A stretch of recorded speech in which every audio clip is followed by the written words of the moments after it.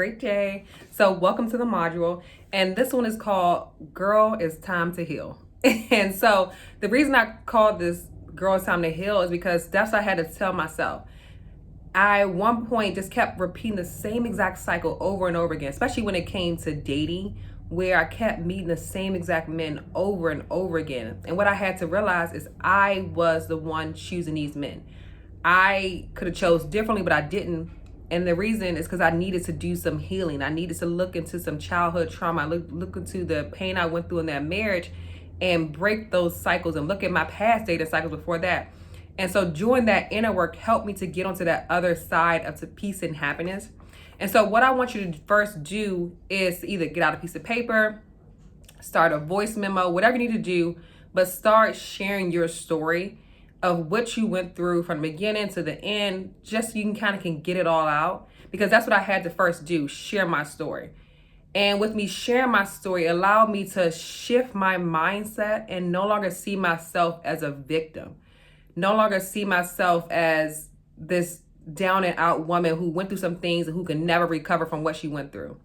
And also it allowed me to also see the other person for not taking away what they did, but also being able to see them as human and give them grace and know that we're all on a healing journey. We're all going through things and we all may not know how to process what we're going through. And so never negating what that person did to me. However, I was able to take back my power and be able to no longer see myself as a victim and see myself as a woman who was using the tools that she had at that time to survive, using those tools that I had at that time to get me through that situation. So the very first thing I want to do is actually share my story so you can learn a little bit more about what I've gone through and see that what you've gone through, we can all get through it. Embracing your story, learning from it, growing from it, and exactly what I'm doing now. I've taken my story, I'm learned from it, I've grown from it, and now I'm helping women just like you to do that healing, do that inner work, and get that peace and happiness. And so just want to share my story.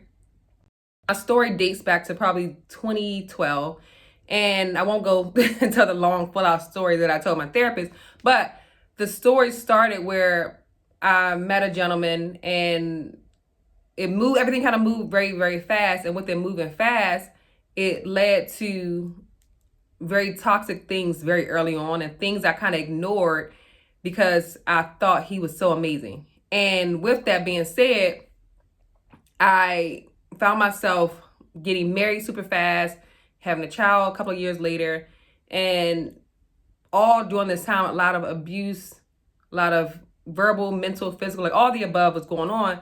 But for some reason, because I felt embarrassed, I didn't want to leave the marriage because I wanted to make sure that I kind of saved face of sorts. And so with that, I stayed in this marriage for longer than I should have, dealt with all the different things I dealt with. And once it finally ended, just was left with a lot of like, how did I let myself get to this dark space? How did I let someone bring me so far down, like the way I had become? And like, I couldn't even look at myself in the mirror. I was a completely different person, like looking at myself in the mirror, even from pictures. And I look back in the past, I didn't like the way I looked because I could see the pain. I could see the darkness. I could see that woman at that point who just didn't love herself and love herself enough to leave that relationship, love herself enough to put her foot down and say enough is enough. I mean, of course I finally did say that, but it just was so many years of pain that I can see whenever I look into those pictures. And so when I finally left the marriage, it was lots of trying to figure out who I was, like, how did I let this happen? And what I came to realize is that if it wasn't him, it would have been someone else. And that's me taking back my power. That's me no longer looking at myself as a victim because I realized that I had some work to do.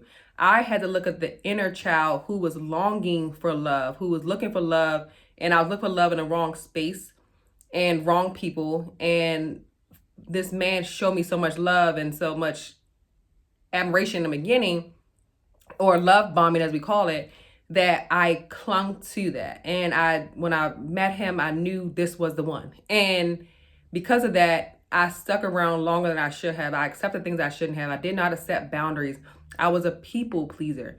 And so I would do everything in my power to try to make this person stay or make this person love me, not knowing that I wasn't loving myself.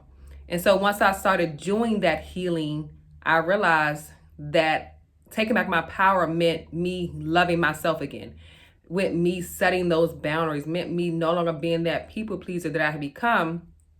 And so now I'm face to face with myself after this divorce, looking at myself in the mirror like, hey, who are you? How did you get to this point? And I started doing the inner work. I started doing the healing on my own because I didn't realize, like I kind of knew that I knew about journaling. I knew about meditation, like all different things were kind of taught, but I didn't realize there were some blind spots that I couldn't see that was generational and things I had picked up long before that marriage that I needed to break those cycles. And so when I finally decided to do the therapy, I got a life coach, got a dating coach, like different people who showed me and pointed out those different blind spots and things that I couldn't see.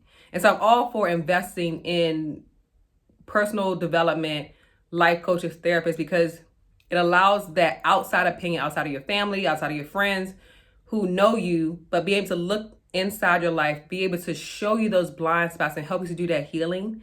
And so now that I've done that healing, I've been able to break those cycles.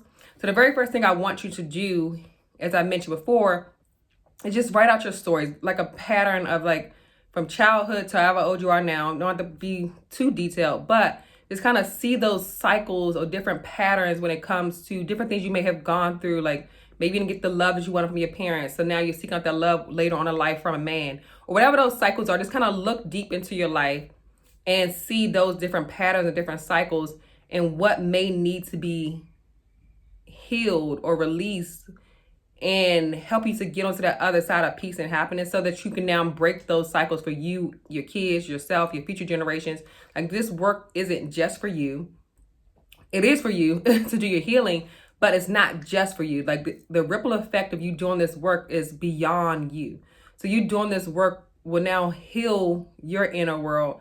Now heal your kids are seeing you loving yourself more. They now know how to navigate life in a different way because they know how to navigate from a place of love and healing, and because they're in a healthy, happy home, whether it's a two-parent home or whether it's a single mom or a single dad, whatever the case may be, they're able to go out into this world more healed and happy because they've seen that work. So this work goes way beyond you. So that's the reason I do this work, is because I know it's beyond me. I know how many women are needing this work. I've talked to so many of you all, and I know the pain that you feel. I know that you keep the dating cycle of keep meeting the same exact men over and over again, or you're in the financial rut and can't get out of it. And so this work goes beyond me because I'm doing this work, or I've done this work and still doing this work because this work never ends. There's constantly new levels of healing.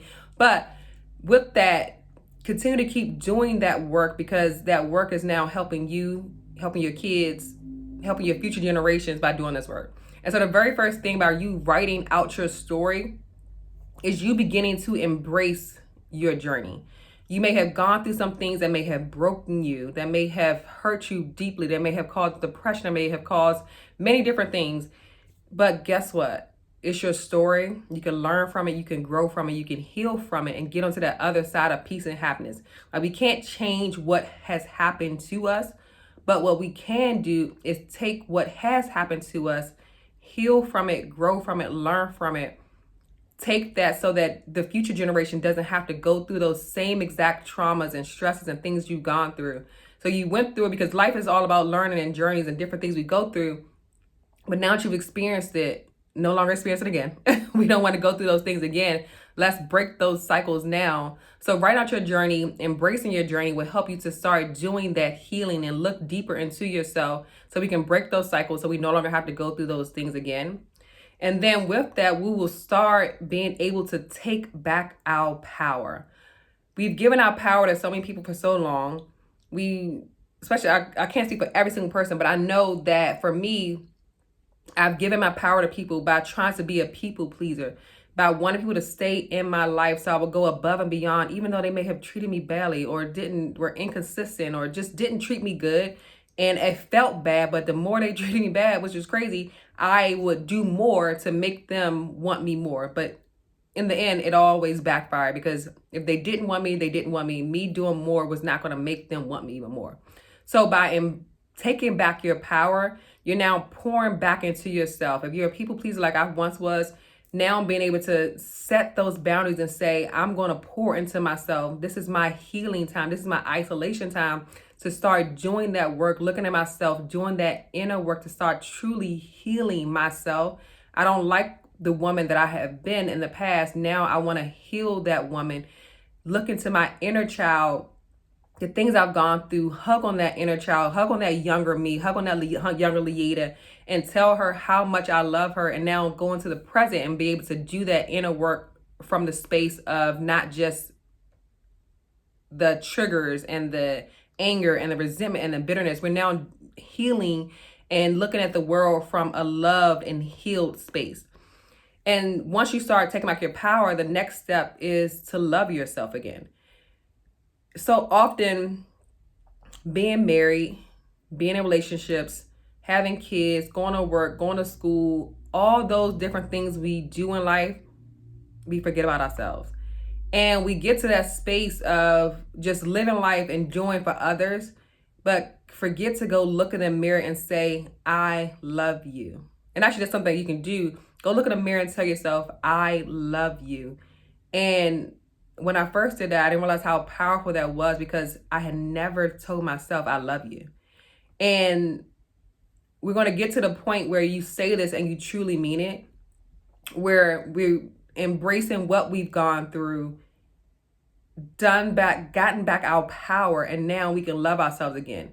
Remembering who we were before we became all those things. Remembering what makes us happy. What makes you happy? Like, what do you want out of life? Not what do your kids want, not what your husband want, or your partners, but not what they want. What do you truly want out of life? Like, what makes you happy? If 6 to 12 months from now, you can look back and you see this has happened into your life, what would it be? Write out those things that would make you happy, like truly make you happy. And let's start doing that self-love journey of remembering who we are, setting those boundaries, taking back our power, loving on ourselves, no longer accepting the bare minimum from people, removing people from our lives that aren't treating us good because we deserve better, breaking those cycles of those unhealthy, toxic relationships that we keep ending up in. Break those cycles, but it all starts with doing the inner work, taking back your power, and no longer seeing yourself as a victim. So that's the end of this module. So much to unpack, so much to do in this module as far as the different exercises I've given you. So start doing that work. It could take you a day or two just to do that. Don't skip to the next module until you do that work, as I want you to start truly diving into your inner world. What have you gone through? What have you seen? Let's embrace that journey. Let's take back your power and let's love on yourself. You deserve true love, but it all starts with loving yourself. See you in the next module.